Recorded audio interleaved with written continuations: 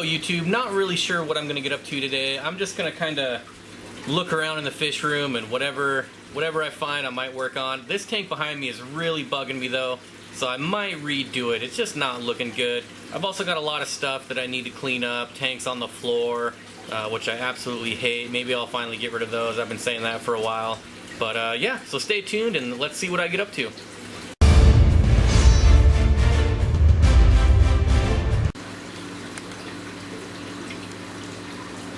Alright, so as you can see, I have decided to work on the 75-gallon Cichlid tank, and you know what? I need to get these other lights turned off because that glare is really going to bother me and probably bother every single one of you too. So, 1 second. Alright, there we go. That's a little better. This tank has been due for an overhaul for quite some time, especially after the hang-on back filter quit working for like whoa, that kind of scared me. Anyways, the hang-on back filter quit working for like a week. Surprisingly, a bunch of the plants kind of died off. There's some other plants in here too. I don't know what kind these are, but I kind of call this like a crypt-like plant because that's what it reminds me of, and then a nice purple leaf plant. I do know that they're animal safe. I did look that up when I got them. I just don't remember. I've had them for so long. But yeah, this tank is just in need of some dire help. And also, I'm going to show you just how destroyed my fish room is. And this is kind of the cycle I go in. You know, I think for the last 3 weeks straight, every week I've gotten new fish. And pretty much this is what it looks like. So I got my tub down here that I sometimes quarantine new fish in. Buckets and pitchers and nets and towels, random crap on the floor, boxes that the fish came in. You know, I also got all kinds of crap up here from getting the bettas and unboxing the meds, all that's still up here. So more towels and hoses, and of course I'm doing a water change, so, and I turn these lights off, so that's just what kind of happens. It's kind of the natural progression of my fish room where I just get fish in every week and cleaning is just not a priority over, you know, cleaning, well I should say cleaning the fish room is just not a priority as, you know, getting in new fish. I got all kinds of crap up here, so hopefully I'll be able to get this tank looking a little better. And I'm not sure why I'm getting this yellow look. Hopefully when I turn these tops over, I got a bunch of algae growing on the bottom and it's making what should be white light, kind of this yellow tint. I don't know, we'll see. And yeah, so hopefully I can get that cleaned up and get that turned off. And then also just get my floor cleaned up. I want to get this 33-gallon long tank out of here. This is still from way back when, I mean a month and a half ago at least. I have an empty 5-gallon tank just chilling down here with plants that I need to get off the floor. The BioCube, my saltwater tank. Sorry, Reef and Live Bear Aquatics, but yeah, that's been sitting there for months and months. And honestly, I'll probably leave that. I'll probably leave that there just because it's kind of in its own little corner. And apparently, some plants down there. More boxes over here. So. Lights, I got another light, another Stingray light that I need to open up and get on a tank. So that's what I'm going to get to work on right now is this tank. See, I'm draining it right now. And get the bottoms of the tops cleaned off, scrape the front of the glass, and check back in. Alright, here we are. Here's me doing it the lazy way. Basically, just moving around all the rocks, stirring up all the substrate, and leaving the pump down on one end to suck it all out. But it's quick, it works, and probably doesn't work as well as like gravel vacuuming everything, but you know, I just like to stir up the substrate and then let that pump suck it all out. It won't get everything obviously, but I think I definitely need a new light on here. This 36-inch light is just not going to cut it.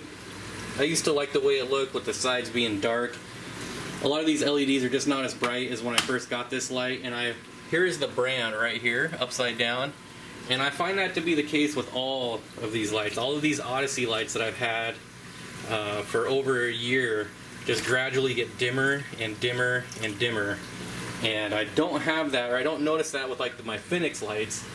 So I think I'm pretty much done with the Odyssey lights. I have been slowly switching over to the Phoenix Stingray just for power consumption. They do take quite a bit less power to run, and when you have, you know, 30 tanks, it does make a pretty big difference. But now that I can actually see the difference on, I mean, just looking at these in the reflection, when I go back and watch videos from, you know, a year or two ago, not nearly as bright as when it was back then. So I don't know if any of you experienced that with these Odyssey lights, but I sure do. So they're definitely going to be out the door here, slowly but surely. Alright, so just checking back in. As you can see, I'm filling back up. And when I'm redoing like rocks or rescaping, I actually like to get the water to about 75% before I start moving everything around. I don't know why, that's just what I do. Now a lot of people ask me what kind of buffers I use. Well, this is what I use. I use Seachem Safe, I use Seachem Cichlid Lake Salt, and then I have a big giant bucket of Malawi Victoria buffer that I use. And I use that because my water is absolutely terrible for cichlids, so I do have to buffer it, and I realize I can use DIY and be way cheaper.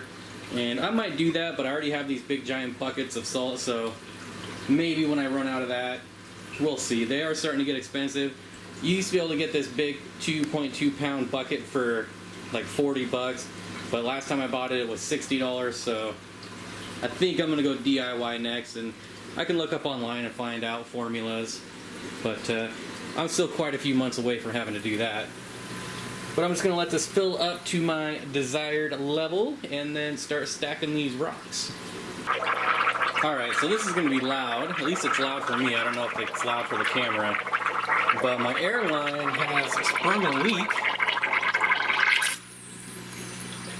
As you can see, I'm guessing, well, I'm not guessing, I pretty much know that when I emptied this, the heater probably hit this airline and melted it.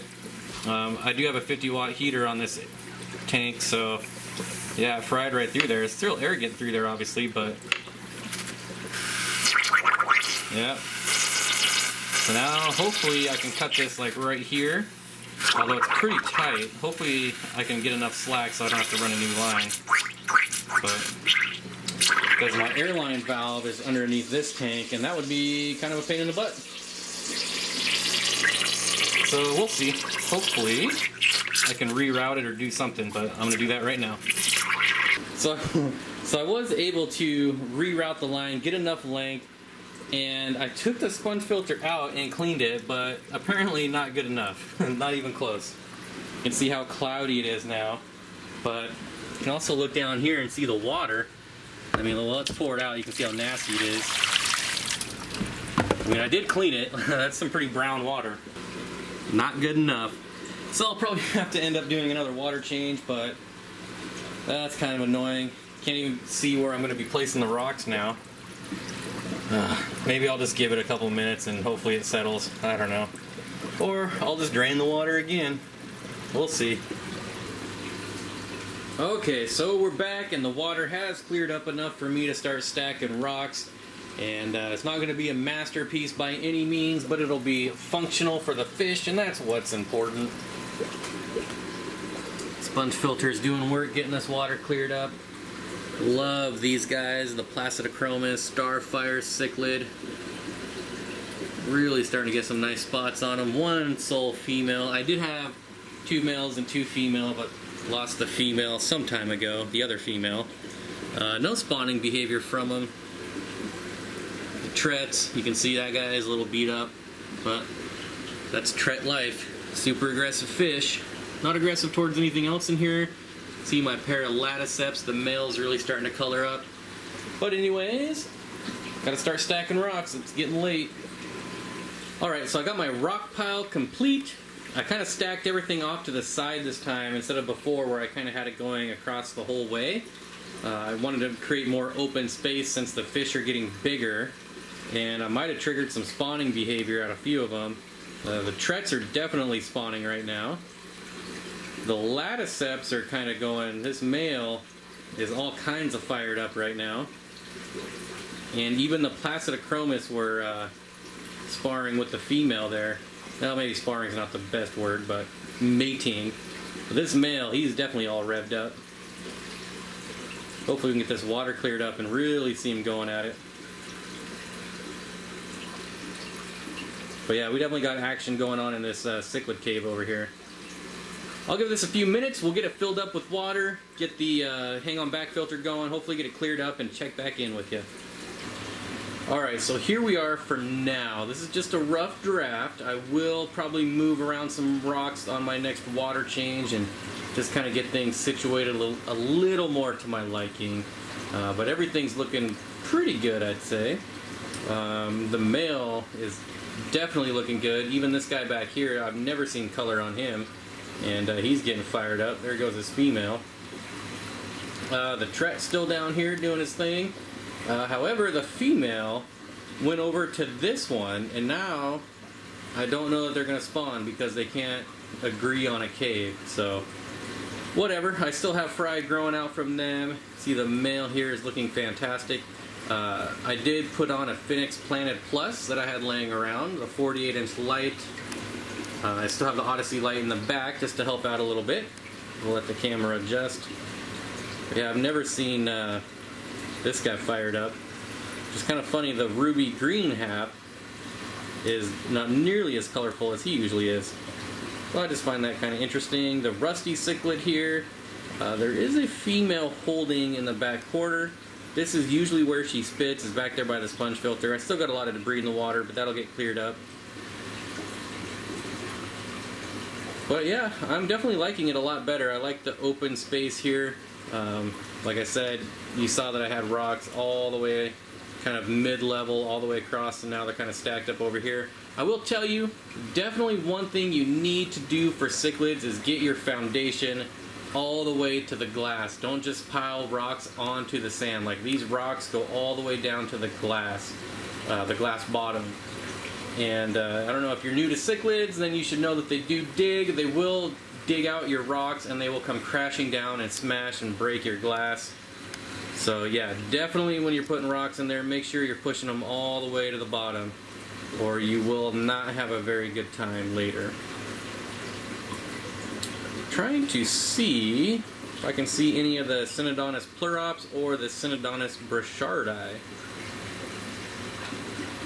Now that there's a huge giant rock mound, I might not ever see him again. Of course I will when I feed, but boy, this guy is just on it right now. Now, as far as actually cleaning the fish room, I really didn't do much, and I'm calling it a night because it's getting late, lights are turning off. Plus, it's water change day tomorrow, so I'm not really going to pack up all these hoses just to bring them all back out. I will take like the towel and everything off the floor, but I did get the 5-gallon out of here. I got the 33-gallon drained for the most part, and I'll have to get somebody to help me to carry that out. Simply because I don't want to take the substrate out. If I took the substrate out, obviously I could take it out myself, but I know they say never move your tanks with the substrate in, but I always do and it's never been a problem. However, I'm not telling you to do that because I don't want to be responsible for you breaking your tanks. Alright YouTube, that's going to put a wrap on this video. It's getting late, lights are turning out. You can probably tell it's a lot darker in here than when I started. So thanks for hanging out with me while I re-scaped my tank and kind of cleaned it up a little bit. I'll check back in with it on Monday's video. Hopefully the water will be cleared up. And hopefully see everyone Monday, 5 p.m. Pacific on the live stream. And I hope you all have a great holiday weekend. And I'll see you on Monday.